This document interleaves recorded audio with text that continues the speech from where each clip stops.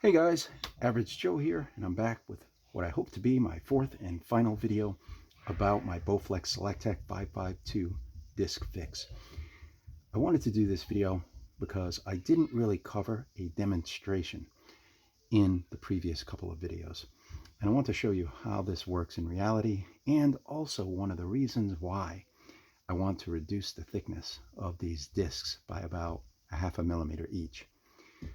So what I've done is I've set up a demonstration. There are two cradles here. The first is flat on the floor, just the way it would be if you don't own the Bowflex stand and you're just using these dumbbells on the floor. And the second, I elevated with a box to simulate the incline of the Bowflex 552 and 1090 stand. The reason I did that is because I want to show you that using a really tight tolerance setup with a very loose tolerance, the remainder of the equipment is a bit of a challenge. If everything was tight tolerance, it would be a non-issue. If everything was poor, low tolerance, it would be a non-issue. But when you're trying to mix the tight fitting components with components that have a lot of play, a lot of slop, that makes engaging and disengaging not like OEM. Okay, so primarily the reason it's different is on the cradle. When the cradle's on the floor, the weights are perpendicular to the floor and the cradle. When the cradle is in the stand, the weights lean forward. The top of the weight is further forward, and you can see this. Here's perpendicular, and there's the forward leaning. When you're trying to engage these tight tolerances that expect the weights to be perpendicular to the frame, but the weights are all angled, you have to fight it a little bit more than you normally would. And I'll show you what I mean here. It requires a nice firm, okay, this, depending on your particular setup, because of the variation, remember everything's low tolerance. So these plates on yours could be 1/4 millimeter thicker, could be 1/2 millimeter thicker. Your handle, everything could be off by, thousandths of an inch difference from my particular assembly. So your experience could vary a little bit. But what happens in a tight tolerance situation? Let's set this to 7.5. So 7.5 is going to engage the smallest plate on each side, okay, plus the handle. When you lift, you can actually see, watch the entire dumbbell, you can see that it wants to lift some of these other plates. And what I do is I give it a little shake and I take it out. It's a little bit more effort than when you're using just, the sloppy tolerance. But considering the amount of safety this introduces and the dramatic reduction in noisiness, I've been okay with it. But I'm hoping that when I reduce the thickness of the disc by 1/2 millimeter, that it'll make this grab other plates less often. Again, it's not engaging these plates. What it's doing is the tight tolerances pinching the plate, right? The plates that aren't engaged for this weight setting, they're still in a nice tight frame.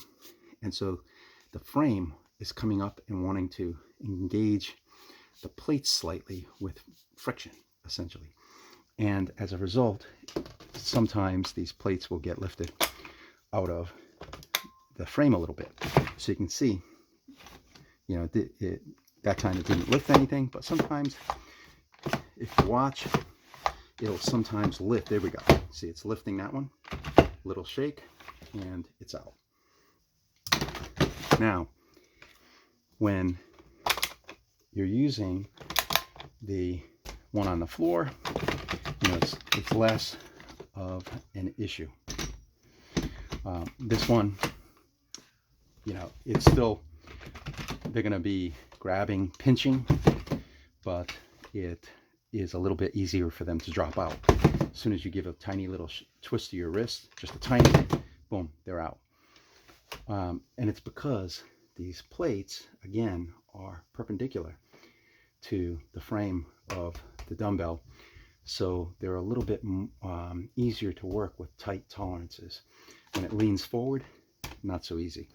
So I'm going to look at adjusting this thickness and see if I can minimize or eliminate that that particular issue. The other thing that it does when you have tight tolerances is it's pinching the plates. So you can actually see from that last video I showed, you can see the burnishing, the shine on the plate from where the rotation of the selector and the sliding of the selector just kind of puts a shine on the plastic. It's burnishing it. It's not cutting it or anything like that, but it is putting a shine on the plates. Not a big deal.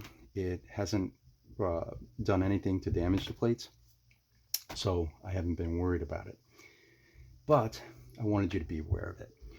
So that's it. You know, you can expect that with these tighter tolerances, the use of the equipment is still going to be pretty much the same, but on occasion, if it does want to pinch and grab a plate that you did not select when you set the weights, if you give it a little with your hands, you know, it doesn't have to be a lot, it'll drop those plates into the cradle and you safely lift your dumbbell out with the selected weight. Yeah, so that's it.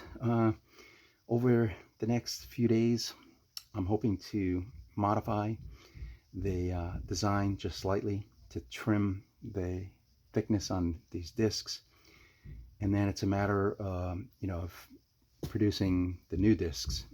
You know, I don't know if I'm going to machine these. I'll probably leave these as is because I've become so accustomed to using them that it doesn't even matter. I mean, technically you could do them just like this as is and still use this set. I use it every day, but you know, I wanted you to be aware that in this case, with this super tightness, this tight tolerance, that it does engage the plates in a much more you know, strict way, and it really doesn't like the sloppiness of the dumbbells. So that's it. If you have any questions, leave them down in the comments section, and hope you enjoyed the videos.